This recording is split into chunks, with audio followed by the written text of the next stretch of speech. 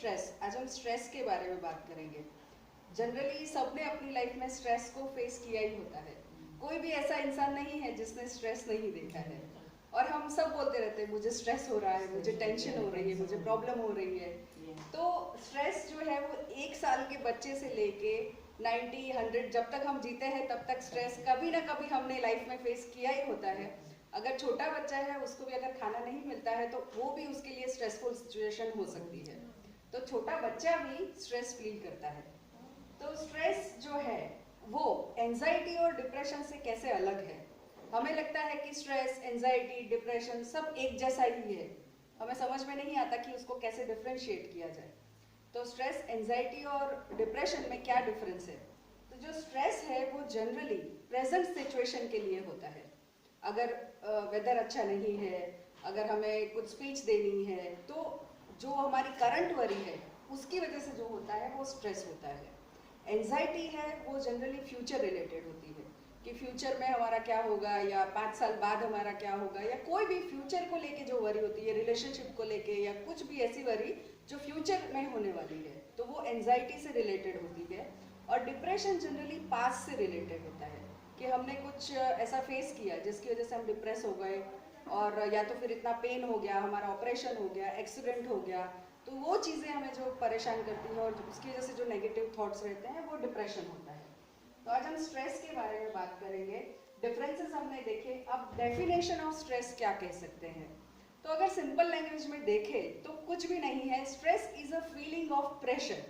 हमें थोड़ा सा प्रेशर फील होता है कि हमें स्ट्रेस हो रहा है। स्ट्रेस जो है वो एक्चुअली इंटरप्रिटेशन है हमारा, जो भी सिचुएशन है उसके लिए। जो सिचुएशन हमारे सामने है उसको हम कैसे इंटरप्रेट करते हैं वो हमें स्ट्रेस देता है, और उसे हम स्ट्रेस कह सकते हैं।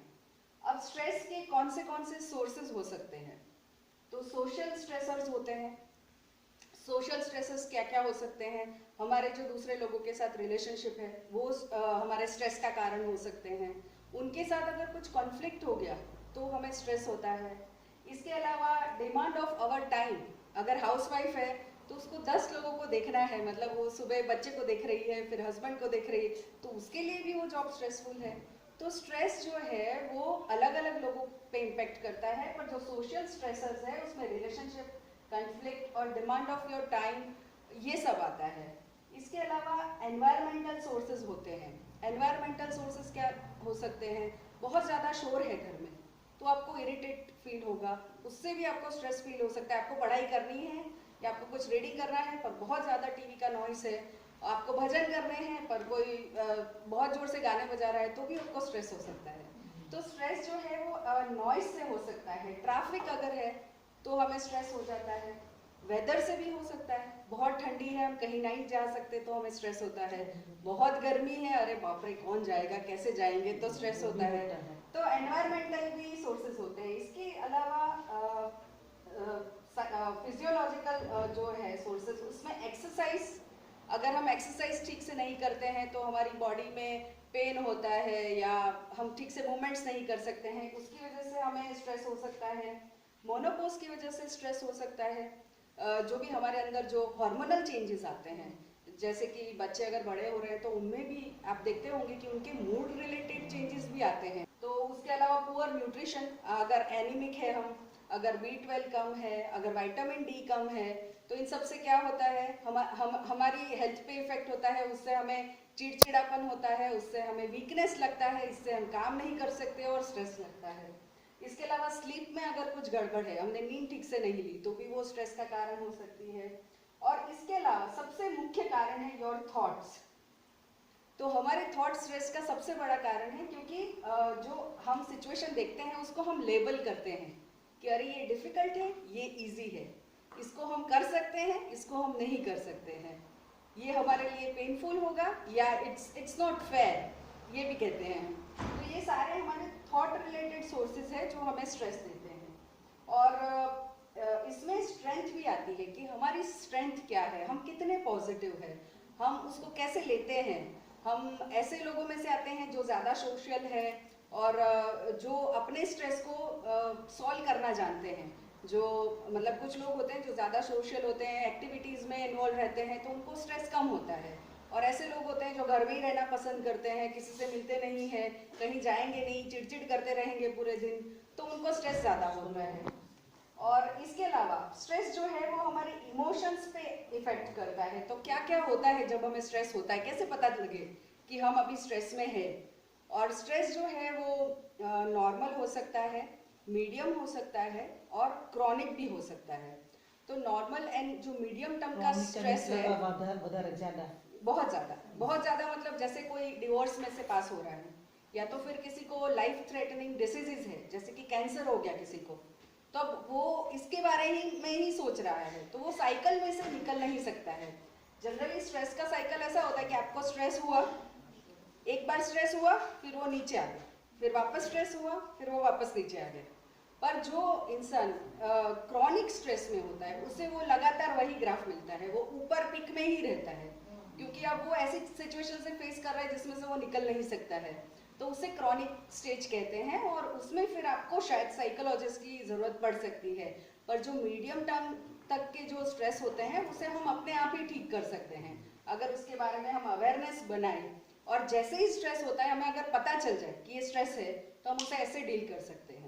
कैसे पता करें कि हमें स्ट्रेस है? तो उसके बहुत सारे रीज़न है। स्ट्रेस और इमोशंस पे बहुत इम्पैक्ट होता है। जब हमें स्ट्रेस होता है तो हमारे इमोशंस में सैडनेस आता है, हमें कुछ भी अच्छा नहीं लगता है, हमें बुरा लगता है, हम डल हो जाते हैं। इसके अलावा हमारा लो मूड होता है। इसके अलावा इरिटेबिलिटी बहुत ज़्यादा होती है, हम चिड़चिड़ करने लगते हैं छोटी छोटी बातों पे। तो ऐसा बहुत बार होता होगा कि आपको कोई पॉइंट को लेके स्ट्रेस है, पर आप गुस्सा दूसरे पे निकाल रहे हैं या चिड़चिड़ कर रहे हैं। तो इरिटेबिलिटी है, वो भी एक सिम्टम है स्ट्रेस का। इसके अलावा रेस्टलेसनेस, किसी लोगों को आप देखते होंगे वो बहुत ज़्यादा चक्कर काटते रहते हैं, या जैसे बोलते हैं उनको चैन ही नहीं है। तो क्यों नहीं है? क्योंकि दिमाग में एक ख्याल घूम रहे हैं, तो वो स्ट्रेस्ड है, इसीलिए वो रेस्टलेस है। इसके अलावा लॉस ऑफ क्रिएटिविटी भी हो सकती है। अगर आप कुछ अच्छा काम कर रहे हैं पर आप स्ट्रेस की झपेट में आ गए, तो आपको लगेगा आज काम नहीं होगा मेरे से, आज मैं बिल्कुल नहीं कर सकती हूँ, तो वो आपकी क्रिएटिविटी पे भी इम्पैक्ट करता है। इसके अलावा बिहेवियरल सिम्टम भी होते हैं। कुछ लोग नेल बाइटिंग करते हैं, कुछ लोगों के दांत में भी आपको इफेक्ट दिखेगी। इसके अलावा लॉस ऑफ टेम्पर दिखेगा, बहुत जल्दी गुस्सा हो जाते हैं कुछ लोग। जैसे अगर किसी की एग्जाम है और पढ़ाई ठीक से नहीं हो रही है, तो आप उसको ज़रा भी डिस्टर्ब करोगे तो तुरंत गुस्सा हो जाएगा। तो लॉस ऑफ टेम्पर दिखता है। ओवर रिएक्टिंग, अगर किसी की मीटिंग है, आपने ज़रा सा भी कुछ बोल दिया उनको तो वो गुस्सा हो जाते हैं, तो ओवर रिएक्ट कर देते हैं, अरे इसमें इतना गुस्सा होने की क्या बात है, हम जनरली बोलते हैं। इसके अलावा डिस्टर्ब स्लीप पैटर्न रहती है, वो अच्छे से सो नहीं पाते हैं, उनकी स्लीप में हमेशा ही गड़बड़ रहती है। तो ये सारे जो सिम्टम हैं वो हमें दिखाता है कि स्ट्रेस है। और इसके अलावा हमारा हार्ट रेट है वो बढ़ सकता है, हमें बहुत फास्ट लगेगा कि बहुत फास्ट हार्ट बीट हो रहा है हमारा। इसके अलावा ड्राई माउथ हो सकता है, हेडेक्स हो सकते हैं, डिजीनेस हो सकती है, इनडाइजेशन होता है। काफ़ी लोगों को आपने सुना होगा कि बार बार जा रहे हैं क्योंकि उनको कुछ इम्पोर्टेंट अटेंड करना है, तो वो जो है कॉन्स्टिपेशन भी हो सकती है, उससे आपको बहुत मतलब मोशन का प्रॉब्लम भी हो सकता है, हेडेक्स हो सकते हैं, बैक पेन्स हो सकता है। और इसके अलावा आपकी ब्रीदिंग है वो बहुत फास्ट होगी, तब नॉर्मल ब्रीदिंग नहीं लगेगी, आपको लगेगा कि कुछ अनयूजुअल हो रहा है। तो अगर ये सारे सिम्टम आपको हो रहे हैं, इसका मतलब आप स्ट्रेस में हैं। तो जब भी स्ट्रेस होता है तो उसके ऊपर तुरंत हमें एक्शन करना है। मतलब पहले तो हमें पता लगना चाहिए कि ये स्ट्रेस है, अभी उसको डील कैसे करना है। पर स्ट्रेस तो नॉर्मल लाइफ का पार्ट है, हर एक को ऐसे सिचुएशन दिन में 1 या 2 बार ऐसी फेस करनी पड़ती है जो हमें स्ट्रेस देती है। तो क्या स्ट्रेस खराब है? क्या स्ट्रेस पॉजिटिव हो सकता है? जी हाँ, स्ट्रेस पॉजिटिव एंड नेगेटिव दोनों हो सकता है। पॉजिटिव स्ट्रेस कब होता है? जब किसी की शादी है, उसको बहुत सारे काम करने हैं पर उसमें उसको खुशी मिलने वाली है। जब हमने नया घर खरीदा है तो हमें पॉजिटिव स्ट्रेस है कि हमें सब कुछ करना है पर हम उसको एंजॉय कर रहे हैं। दूसरी साइड नेगेटिव स्ट्रेस है, जहाँ पे किसी की डेथ हो गई है या तो फिर ऐसी कोई प्रॉब्लम जैसे कि फाइनेंशियल प्रॉब्लम हो गई है, तो वो नेगेटिव स्ट्रेस है। तो 2 टाइप के स्ट्रेस है। अब हमारे जो डेली स्ट्रेसेस है उसको हमें पॉजिटिव अगर हम रखें तो हम इसकी चपेट में से बच सकते हैं। मतलब कि हमें स्ट्रेस से फ्रेंडशिप करनी है। हमें स्ट्रेस को डील नहीं करना है, it's a part of our life, we have to accept it कि स्ट्रेस तो होने ही वाला है, तो उसको हम पॉजिटिव कैसे रखें। दूसरी चीज कि जब भी स्ट्रेस होता है तो हमारा बॉडी, ये जो हार्ट रेट बढ़ जाती है या हम कॉन्शियस हो जाते हैं, वो इसीलिए कि हमारा बॉडी उस सिचुएशन के लिए हमें प्रिपेयर करता है। एक होता है फाइट एंड फ्लाइट रिस्पॉन्स, मतलब कि जब भी हम अगर शेर को देखते हैं और हमें दौड़ लगानी है तो क्या होगा, हमारा हार्ट फटाफट बीट करने लगेगा, हम भागने के लिए प्रिपेयर हो जाएंगे, हमारी आंखें खुली रहेगी ताकि हम फटाफट भाग सके। तो स्ट्रेस हमारी बॉडी को तैयार करता है ताकि हम उस सिचुएशन को डील कर सके, तो उसका हमें फायदा लेना है। तो उसके लिए स्ट्रेस को हमें डील करने के लिए पॉजिटिव थिंकिंग रखना है कि स्ट्रेस हमारा फ्रेंड है, स्ट्रेस होने ही वाला है, but we have to manage it. और स्ट्रेस को हमें उस लेवल तक ले जाना है कि स्ट्रेस हमें अच्छे रिजल्ट्स दे।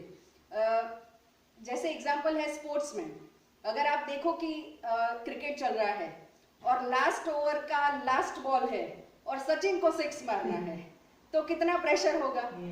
प्रेशर तो होगा, पर अगर वो प्रेशर में उसने वो 6 मार दिया तो वो उसको बहुत ज्यादा कॉन्फिडेंस देगा। तो ये हमें करना है, हमें स्ट्रेस से फ्रेंडशिप करनी है और हमें स्ट्रेस को अपना पार्ट ऑफ लाइफ समझ के उसको मैनेज करना है, उससे फ्रेंडशिप करनी है। और ये स्ट्रेस हमें जो है सक्सेस दिलाता है, कॉन्फिडेंस दिलाता है। और स्ट्रेस जो जनरली होता है उसमें 2 डिफरेंस जो है वो वहाँ पे होता है कि एक हम अपने आप को यहाँ देखते हैं और दूसरा हम अपने आप को इमेजिन करते हैं। जैसे ये हम है और ये हमारा इमेजिन वर्जन है कि हमें यहाँ तक जाना है, तो ये जो डिफरेंस है वो स्ट्रेस है। तो अगर आपने इसको सक्सेसफुली कर लिया तो आप यहाँ तक पहुँच जाएंगे। तो आपको यहाँ तक पहुँचने के लिए उससे दोस्ती करनी पड़ेगी और स्ट्रेस को पॉजिटिव रखना पड़ेगा। पर अगर आपको नेगेटिव स्ट्रेस फील होता है, अगर आप नहीं कर पा रहे हो, तो आपको इमीडिएटली वो एक्टिविटी को स्विच करना जरूरी है या तो फिर उसको डाइवर्ट करना जरूरी है। आपके माइंड को आपको डाइवर्ट करना है और थोड़े दिन आप उसमें से निकल जाए, या तो ब्रेक ले और या तो फिर आप अपने आप मतलब जो भी आपकी फेवरेट एक्टिविटी है, भजन सुने, टीवी देखे, मूवीज देखे, कुछ भी ऐसा जो जिससे हमारा माइंड उसमें से स्विच ऑफ हो सके। तो नेगेटिव अगर स्ट्रेस होता है तो हमें अलर्ट होना है और अगर हम कोशिश करेंगे तो हम पॉजिटिव स्ट्रेस डेवलप कर सकते हैं या तो उसका फायदा ले सकते हैं। तो ये पूरी जो स्टोरी है स्ट्रेस की, उसमें हम आगे कैसे जा सके, उसके लिए हम different type of meditation use कर सकते हैं, हम माइंडफुलनेस यूज कर सकते हैं। तो वो सारी बातें हम नेक्स्ट सेशन में करेंगे। आज इंट्रोडक्शन ऑफ स्ट्रेस था, तो नेक्स्ट सेशन में और एक्सरसाइजेस और different type of meditations and mindfulness क्या होता है, कैसे हम स्ट्रेस को आने से पहले ही आइडेंटिफाई करके उसको डील करें, ये सब हम देखेंगे। I hope you like this session.